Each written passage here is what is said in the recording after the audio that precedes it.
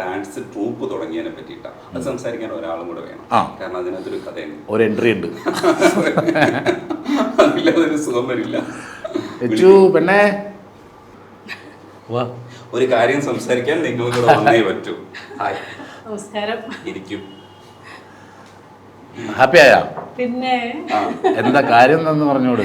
എനിക്ക് ഭയങ്കര ഇഷ്ടമുള്ള ആളാണ്. എനിക്കും ഭയങ്കര ഇഷ്ടം.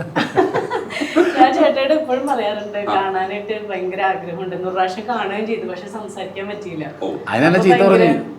ആ സമയത്ത് ഞാൻ നോക്കിയപ്പോ ചേട്ടനെ കണ്ടില്ല. അപ്പം നമ്മളൊരു സിനിമ ചേട്ടന്റെ ഒരു സിനിമ കാണുന്നപ്പോ അവിടെ ഉണ്ടായിരുന്നു. അപ്പൊ ഒരു ചായയൊക്കെ കുടിച്ച് അവിടെ ഇരിക്കും. അപ്പൊ എനിക്കെന്ന് കണ്ടിട്ട് അയ്യോ എനിക്ക് വന്ന് സംസാരിക്കണം. അപ്പൊ എന്നോട് അനിയനൊക്കെ ഉണ്ടായിരുന്നു.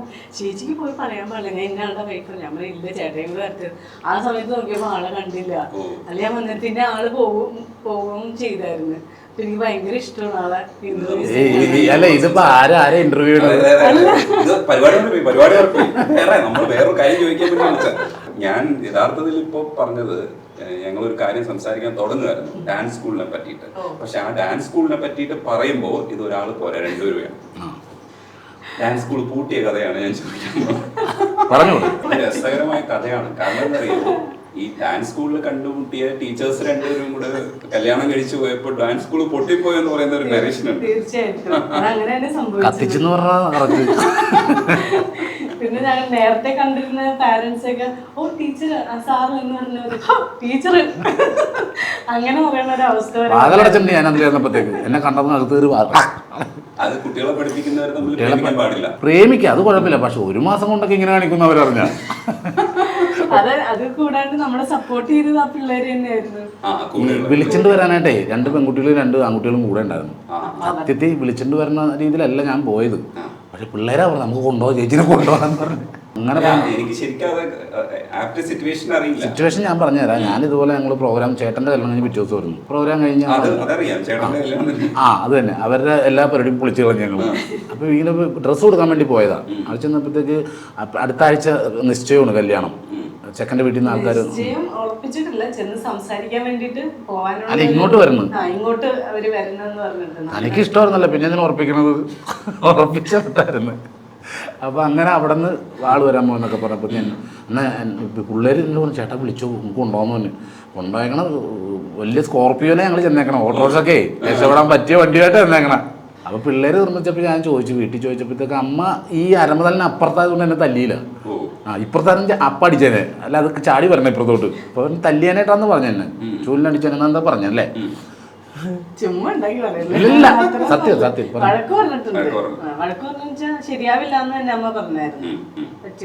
അപ്പൊ ഞാനും പറഞ്ഞു ശരിയല്ലേ വേണ്ട, നിങ്ങൾക്ക് താല്പര്യമല്ലേ വേണ്ട, ഓക്കെ ഒരു പ്രശ്നമില്ല, തലയിലും തൊട്ട് സത്യം ചെയ്ത് അമ്മയുടെ ഞാൻ ശല്യം ചെയ്യാൻ പറ്റില്ലാട്ടാന്ന് പറഞ്ഞു.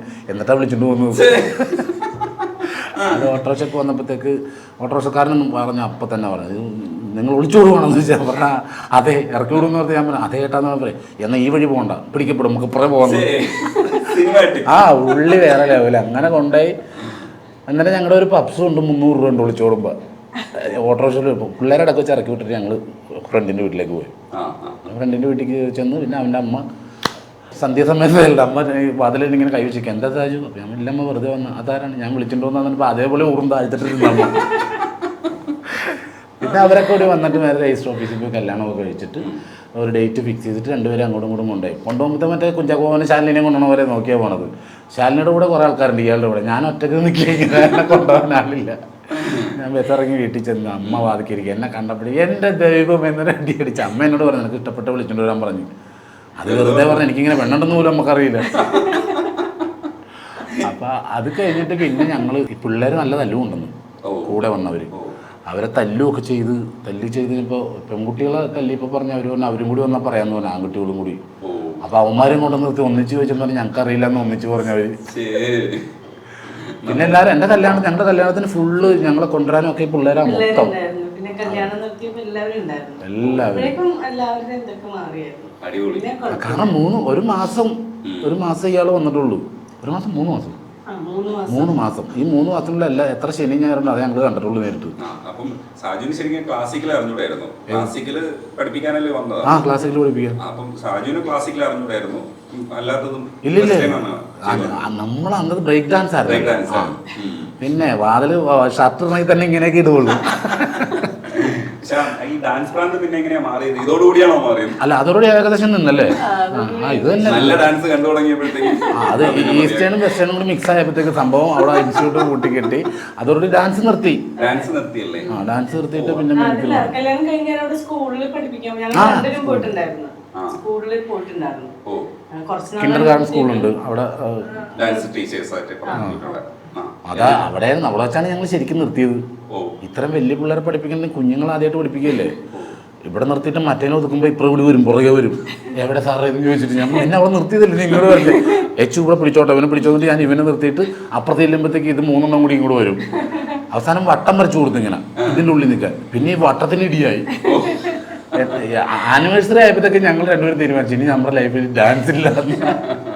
പക്ഷെ അതല്ല, പതിയെ ഉപദേശിച്ചിട്ടുണ്ടാവും ഇനി ഡാൻസ് കളിക്കണ്ട കേട്ടോ സാജു എന്ന് പറഞ്ഞു. അല്ലല്ല, അതല്ല. അതിനിടയ്ക്ക് ഞങ്ങള് കുറച്ച് ട്രീറ്റ്മെന്റും കാര്യങ്ങളൊക്കെ ആയിട്ട് പോയായിരുന്നു. അതാണ് കൂടുതൽ നിർത്താൻ കാരണം. അല്ലാതെങ്കിൽ പക്ഷെ ഇപ്പോഴും അത് ഇൻസ്റ്റിറ്റ്യൂട്ടൊക്കെ ഞങ്ങൾ വേറെ തുടങ്ങി ഇങ്ങനെ പോകുന്നത്. സിനിമയിൽ കാണുന്ന സജു വേറെയാണല്ലോ. അത് കൂടുതൽ കോൺസെൻട്രേറ്റ് ചെയ്യാൻ പറഞ്ഞിട്ടുണ്ടായിരുന്നു. എന്തായിരുന്നു അപ്പോഴുണ്ടായിരുന്ന അഡ്വൈസ് എന്തായിരുന്നു കൊടുത്തിരുന്നത്? ഞാനങ്ങനെ അഡ്വൈസ് ഒന്നും കൊടുത്തിട്ടുണ്ടായിരുന്നില്ല. എനിക്ക് ഒരു അഡ്വൈസ് തന്നിട്ടുള്ളൂ, ഒരാളെ മനസ്സിലാക്കണം.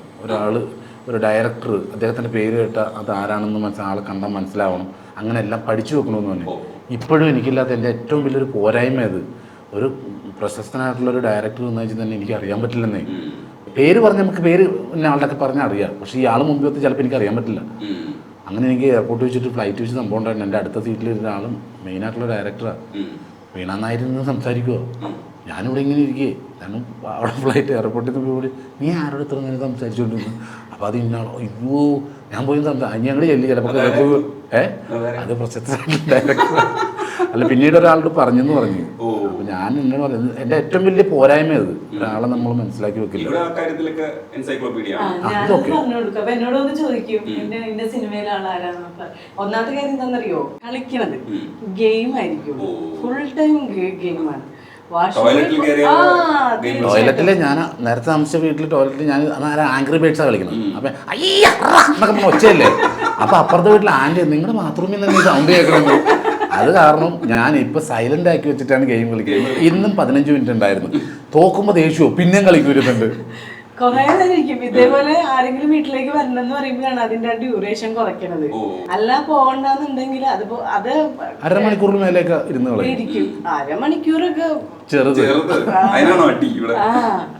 പിന്നെ കാണുന്ന സോംബി സിനിമ ആണ്. സോംബീസിന്റെ സിനിമ രാത്രി 2 കണ്ടിട്ടേ കിടക്കുള്ളൂ. വിശ്വസിക്കാൻ പറ്റില്ല. അങ്ങനെ സിനിമ കണ്ട് എനിക്ക് തലവേദനയായിട്ട് മെഡിക്കൽ ടെസ്റ്റിൽ ന്യൂറോനെ കണ്ടിട്ടാണ് തലവേദന മാറി.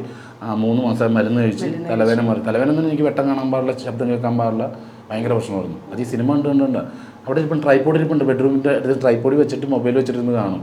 സോംബി പടം കണ്ടിട്ട് അപ്പം എന്നോട് പറയും ചേട്ടാ ഈ രാത്രി കിടക്കുമല്ലോ എന്തെങ്കിലും നല്ലത് വെച്ചിട്ട് കിടക്കും. നേരം വെളുത്ത് ഇയാൾ കണ്ണോർക്കുമ്പോൾ അതിൻ്റെ ബാക്കി കണ്ടുകൊണ്ട് കിടക്കായിരിക്കും. ഒരു ദിവസം സോംബി പടം കണ്ടിട്ട് ഞാനും സോഹൻലാലല്ലേ ഡയറക്ടർ, സോഹനും കൂടി കാട്ടിൽ കൂടി പോയിക്കൊണ്ടേ. കാട്ടിലൊരു വീടിനകത്ത് നിറച്ച് സോംബികളാണ്. പഴയ വണ്ടികളൊക്കെ കിടപ്പുണ്ട്. ഞാൻ കണ്ട സോംബി പടത്തിന് തന്നെ സോംബികൾ ഞാൻ ഒരു ഫൈറ്റ് ചെയ്ത് എല്ലാ സോംബിനെയും ഞാൻ തോപ്പിച്ച് കഴിഞ്ഞപ്പോഴത്തേക്ക് സോഹനെ കാണാനില്ല. സോഹൻ്റെ കരച്ചിൽ വീടിൻ്റെ അകത്ത്. അവിടെ നിന്ന് ഞാൻ ഓടിച്ചു കഴിയുമ്പോൾ എന്നെക്കാളും 2 അടി ആയിട്ടുള്ളൊരു സോംബി നിൽക്കണം വാതിക്കെ. ഞാൻ ഒറ്റ ചവിട്ടി വെട്ടി ഞാൻ തെറിച്ചു പോകുന്നു. തെറിച്ചുകൊണ്ട് ഞാനൊരു പൈപ്പ് എടുത്തിട്ട് ഒറ്റ അടിയും കൊടുത്ത് സോംബിയിൽ ഒറ്റ കരച്ചില്ല. അമ്മച്ചേ കൊല്ലല്ലേ എന്ന് പറഞ്ഞു ഇടിച്ച് ഒറ്റ ഇട്ടികളൊക്കെ എടുത്തു. ഈ 3-4 ആഴ്ച മുമ്പ് സംഭവിച്ചത്. 1 മാസമായി ഒറ്റ ഇടി ഇടിച്ചിട്ട്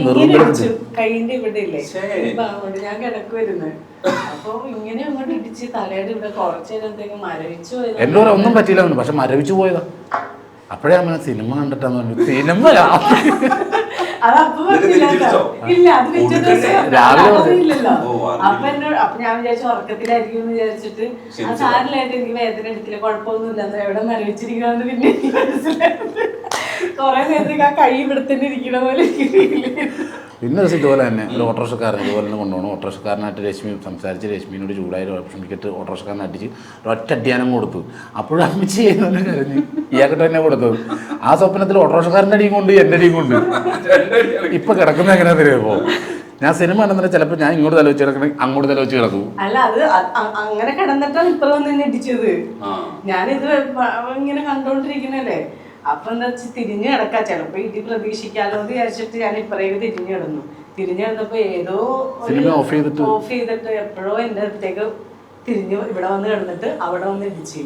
അപ്പൊ സോഹനോട് ഈ കഥ പറഞ്ഞപ്പോ സോഹൻ എന്നോട് പറഞ്ഞു, ഇനി മുതൽ ലക്ഷ്മി ഹെൽമെറ്റ് വെച്ച് ഇടുന്നതാണ്.